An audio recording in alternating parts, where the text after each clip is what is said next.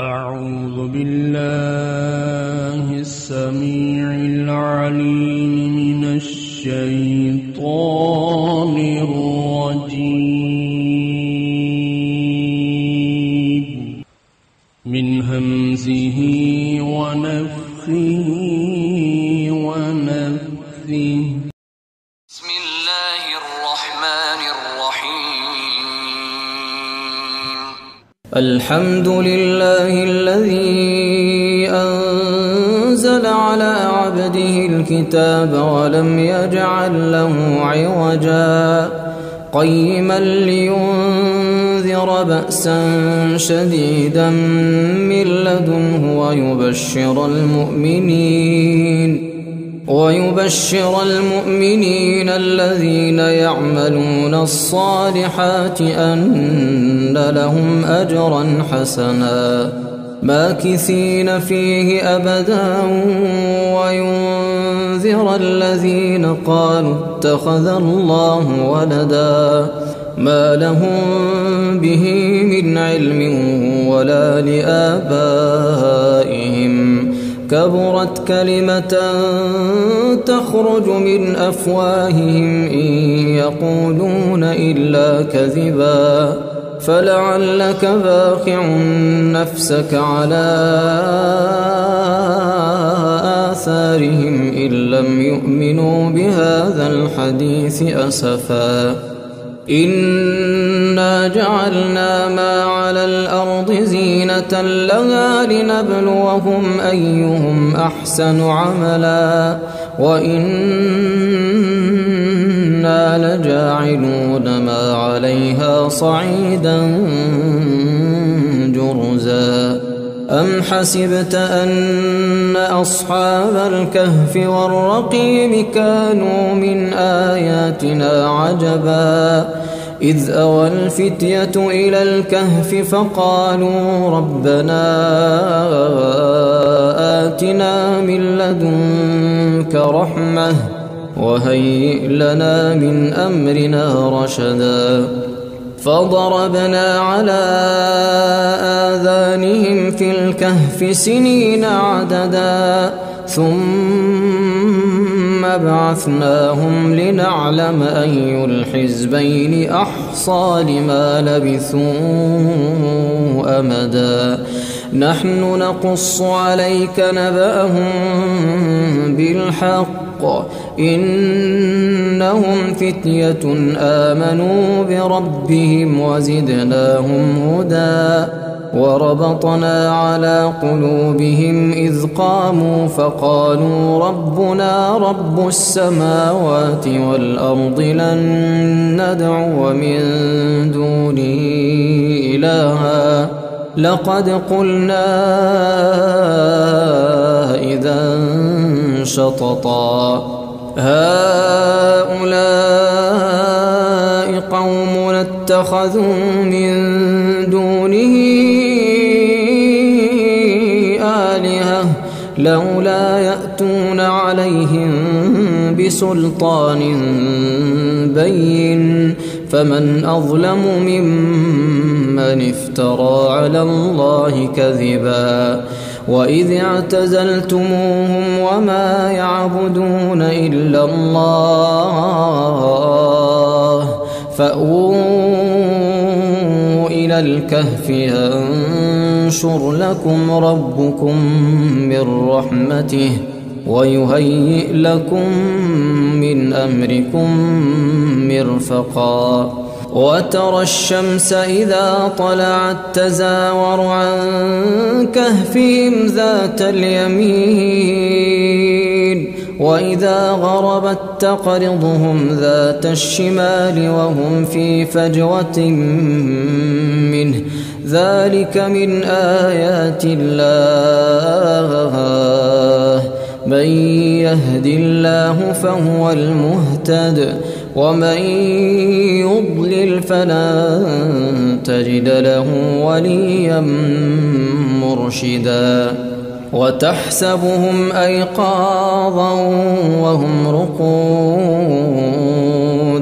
ونقلبهم ذات اليمين وذات الشمال وكلبهم باسط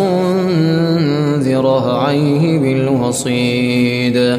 لو اطلعت عليهم لوليت منهم فرارا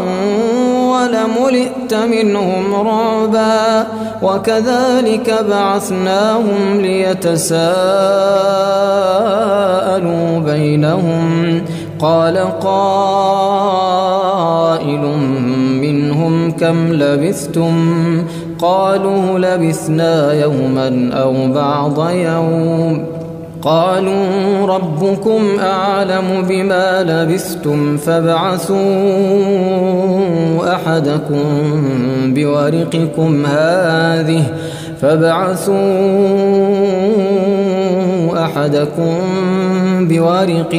هذه إلى المدينة فلينظر أيها أزكى طعاما فليأتكم برزق منه وليتلطف ولا يشعرن بكم أحدا إنهم إن يظهروا عليكم يرجموكم أو يعيدوكم في ملتهم ولن تفلحوا إذا أبدا وكذلك أعثرنا عليهم ليعلموا أن وعد الله حق وأن الساعة لا ريب فيها إذ يتنازعون بينهم أمرهم فقالوا ابنوا عليهم بنيانا ربهم أعلم بهم قال الذين غلبوا على أمرهم لنتخذن عليهم مسجدا سيقولون ثلاثة رابعهم كلبهم ويقولون خمسة سادسهم كلبهم رجما بالغيب ويقولون سبعة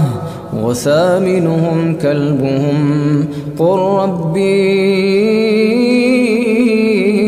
أعلم بعدتهم ما يعلمهم إلا قليل فلا تمار فيهم إلا مراء ظاهرا ولا تستفت فيهم منهم أحدا ولا تقولن لشيء إني فاعل ذلك غدا إلا أن يشاء الله واذكر ربك إذا نسيت وقل عسى أن يهديني ربي لأقرب من هذا رشدا ولبثوا في كهفهم 300 سنين وازدادوا 9 قل الله أعلم بما لبثوا له غيب السماوات والأرض أبصر به وأسمع ما لهم من دونه من ولي ولا يشرك في حكمه أحدا واتل ما أوحي إليك من كتاب ربك لا مبدل لكلماته ولن تجد من دونه ملتحدا واصبر نفسك مع الذين يدعون ربهم بالغداة والعشي يريدون وجهه ولا تعد عيناك عنهم تريد زينة الحياة الدنيا ولا تطع من أغفلنا قلبه عن ذكرنا واتبع هواه وكان أمره فرطا وقل الحق من ربكم فمن شاء فليؤمن ومن شاء فليكفر إنا أعتدنا للظالمين نارا أحاط بهم سرادقها وإن يستغيثوا يغاثوا بماء كالمهل يشوي الوجوه بئس الشراب وساءت مرتفقا إن الذين آمنوا وعملوا الصالحات إنا لا نضيع أجر من أحسن عملا أولئك لهم جنات عدن تجري من تحتهم الأنهار يحلون فيها من أساور من ذهب ويلبسون ثيابا خضرا من سندس واستبرق متكئين فيها على الأرائك نعم الثواب وحسنت مرتفقا واضرب لهم مثلا الرجلين جعلنا لأحدهما جنتين من أعناب وحففناهما بنخل وجعلنا بينهما زرعا كلتا الجنتين آتت أكلها ولم تظلم منه شيئا وفجرنا خلالهما نهرا وكان له ثمر فقال لصاحبه وهو يحاوره أنا أكثر منك مالا وأعز نفرا ودخل جنته وهو ظالم لنفسه قال ما أظن أن تبيد هذه أبدا وما أظن الساعة قائمة ولئن رددت إلى ربي لأجدن خيرا منها منقلبا قال له صاحبه وهو يحاوره أكفرت بالذي خلقك من تراب ثم من نطفة ثم سواك رجلا لكن هو الله ربي ولا أشرك بربي أحدا ولولا إذ دخلت جنتك قلت ما شاء الله لا قوة إلا بالله إن ترني أنا أقل منك مالا وولدا فعسى ربي أن يؤتيني خيرا من جنتك ويرسل عليها حسبانا من السماء فتصبح صعيدا زلقا أو يصبح ماؤها غورا فلن تستطيع له طلبا وأحيط بثمره فأصبح يقلب كفيه على ما أنفق فيها وهي خاوية على عروشها ويقول يا ليتني لم أشرك بربي أحدا ولم تكن له فئة ينصرونه من دون الله وما كان منتصرا هنالك الولاية لله الحق هو خير ثوابا وخير عقبا واضرب لهم مثل الحياة الدنيا كماء أنزلناه من السماء فاختلط به نبات الأرض فأصبح هشيما تذروه الرياح وكان الله على كل شيء مقتدرا المال والبنون زينة الحياة الدنيا والباقيات الصالحات خير عند ربك ثوابا وخير أملا ويوم نسير الجبال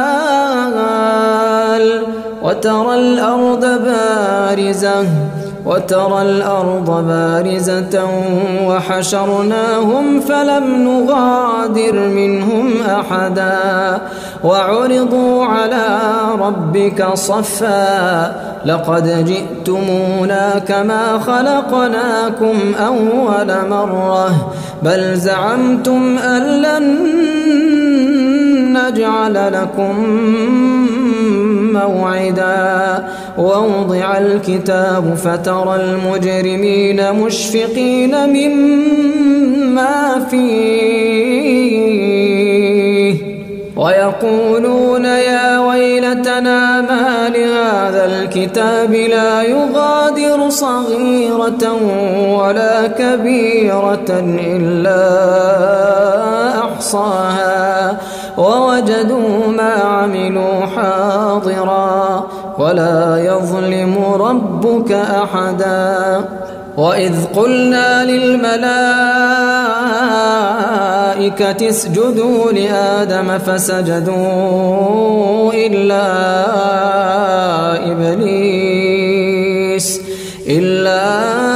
إبليس كان من الجن ففسق عن أمر ربه أفتتخذونه وذريته أولياء من دوني وهم لكم عدو بئس للظالمين بدلا ما أشهدتهم خلق السماوات والأرض ولا خلق أنفسهم وما كنت متخذ المضلين عضدا ويوم يقول نادوا شركائي الذين زعمتم فدعوهم فلم يستجيبوا لهم وجعلنا بينهم موبقا ورأى المجرمون النار فظنوا أنهم مواقعوها ولم يجدوا عنها مصرفا ولقد صرفنا في هذا القرآن للناس من كل مثل وكان الإنسان أكثر شيء جدلا وما منع الناس أن يؤمنوا إذ جاءهم الهدى ويستغفروا ربهم إلا تأتيهم سنة الأولين أو يأتيهم العذاب قبلا وما نرسل المرسلين إلا مبشرين ومنذرين ويجادل الذين كفروا بالباطل ليدحضوا به الحق واتخذوا آياتي وما أنذروا هزوا ومن أظلم ممن ذكر بآيات ربه فأعرض عنها ونسي ما قدمت يداه إنا جعلنا على قلوبهم أكنة أن يفقهوه وفي آذانهم وقرا وإن تدعهم إلى الهدى فلن يهتدوا إذن أبدا وربك الغفور ذو الرحمة لو يؤاخذهم بما كسبوا لعجل لهم العذاب بل لهم موعد لن يجدوا من دونه موئلا وتلك القرى أهلكناهم لما ظلموا وجعلنا لمهلكهم موعدا وإذ قال موسى لفتاه لا أبرح حتى أبلغ مجمع البحرين أو أمضي حقبا فلما بلغا مجمع بينهما نسيا حوتهما فاتخذ سبيله في البحر سربا فلما جاوزا قال لفتاه آتنا غداءنا لقد لقينا من سفرنا هذا نصبا قال أرأيت إذ أوينا إلى الصخرة فإني نسيت الحوت وما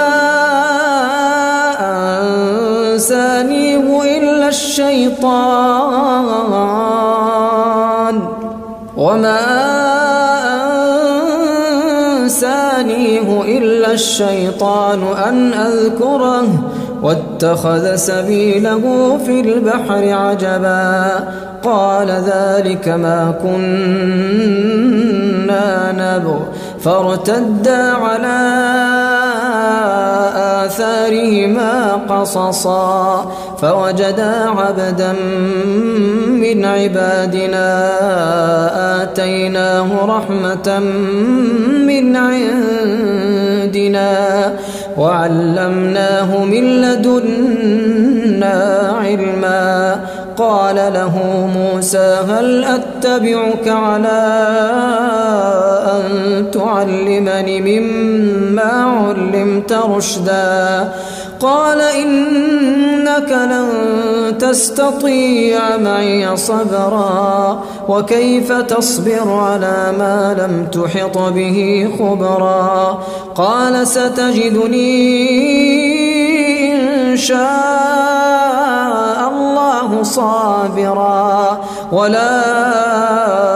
أعصي لك أمرا قال فإن اتبعتني فلا تسألني عن شيء حتى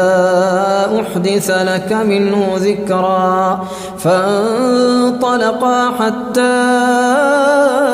إذا ركبا في السفينة خرقها قال أخرقتها لتغرق أهلها لقد جئت شيئا إمرا قال ألم أقل إنك لن تستطيع معي صبرا قال لا تؤاخذني بما نسيت ولا ترهقني من أمري عسرا فانطلقا حتى إذا لقيا غلاما فقتله قال أقتلت نفسا زكية بغير نفس لقد جئت شيئا نكرا قال ألم أقل لك إنك لن تستطيع معي صبرا قال إن سألتك عن شيء بعدها فلا تصاحبني قد بلغت من لدني عذرا فانطلقا حتى إذا أتيا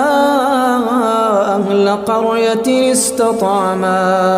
أهلها فأبوا أن يضيفوهما فوجدا فيها جدارا يريد أن ينقض فأقامه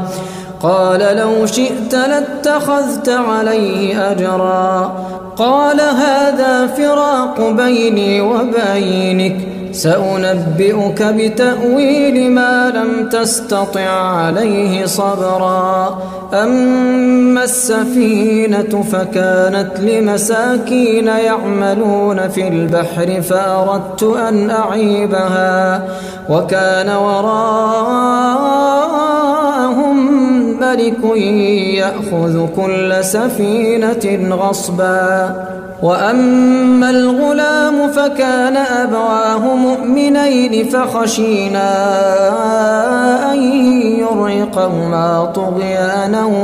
وكفرا فأردنا أن يبدلهما ربهما خيرا منه زكاة وأقرب رحما وأما الجدار فكان لغلامين يتيمين في المدينة وكان تحته كنز لهما وكان أبوهما صالحا فأراد ربك أن يبلغا أشدهما ويستخرجا كنزهما رحمة من ربك وما فعلته عن أمري ذلك تأويل ما لم تسطع عليه صبرا ويسألونك عن ذي القرنين قل سأتلو عليكم منه ذكرا إنا مكنا له في الأرض وآتيناه من كل شيء سببا فأتبع سببا حتى إذا بلغ مغرب الشمس وجدها تغرب في عين حمئة ووجد عندها قوما قلنا يا ذا القرنين إما أن تعذب وإما أن تتخذ فيهم حسنا قال أما من ظلم فسوف نعذبه ثم يرد إلى ربه فيعذبه عذابا نكرا وأما من آمن وعمل صالحا فله جزاء الحسنى وسنقول له من أمرنا يسرا ثم أتبع سببا حتى إذا بلغ مطلع الشمس وجدها تطلع على قوم لم نجعل لهم من دونها سترا كذلك وقد أحطنا بما لديه خبرا ثم أتبع سببا حتى إذا بلغ بين السدين وجد من دونهما قوما لا يكادون يفقهون قولا قالوا يا ذا القرنين إن يأجوج ومأجوج مفسدون في الأرض فهل نجعل لك خرجا على أن تجعل بيننا وبينهم سدا قال ما مكني فيه ربي خير فأعينوني بقوة أجعل بينكم وبينهم ردما آتوني زبر الحديد حتى إذا ساوى بين الصدفين قال انفخوا حتى إذا جعله نارا قال آتوني أفرغ عليه قطرا فما استطاعوا أن ليظهروه وما استطاعوا له نقبا قال هذا رحمة من ربي فإذا جاء وعد ربي جعله دكاء وكان وعد ربي حقا وتركنا بعضهم يومئذ يموج في بعض ونفخ في الصور فجمعناهم جمعا وعرضنا جهنم يومئذ للكافرين عرضا الذين كانت أعينهم في غطاء عن ذكري وكانوا لا يستطيعون سمعا أفحسب الذين كفروا أن يتخذوا عبادي من دوني أولياء إنا أعتدنا جهنم للكافرين نزلا قل هل ننبئكم